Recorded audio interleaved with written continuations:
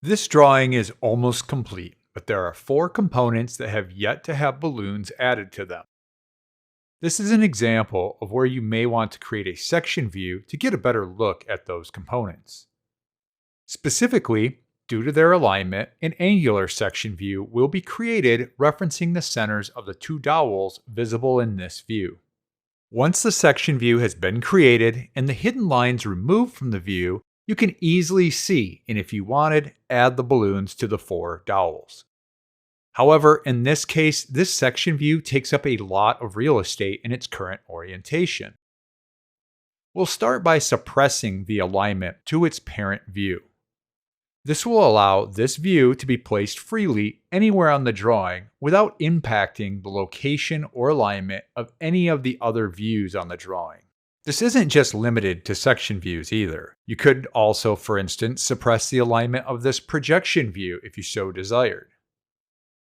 The next step, though, is to change the orientation of the section view. Once the alignment to its parent has been removed, there's now a rotate view option. And once selected, you can choose the orientation and then select an entity within the view as a reference.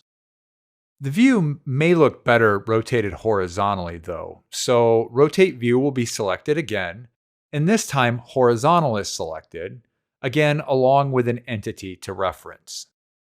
Good. Now we may want to align the section view with another view on our drawing to ensure it looks clean. This time, we will right-click on a view that we want to align the section view to. There, you will see the menu option Align To. Select how you want the views to be aligned, in this case, horizontally, and then select the view to align, in our case, the section view we created.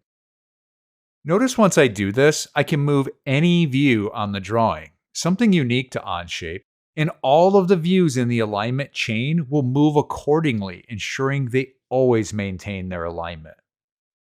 All that's left is to add the balloons for the 4 dowels, and the drawing is completed. Hopefully, these view orientation and alignment options help you to achieve the perfect layout on your next drawing.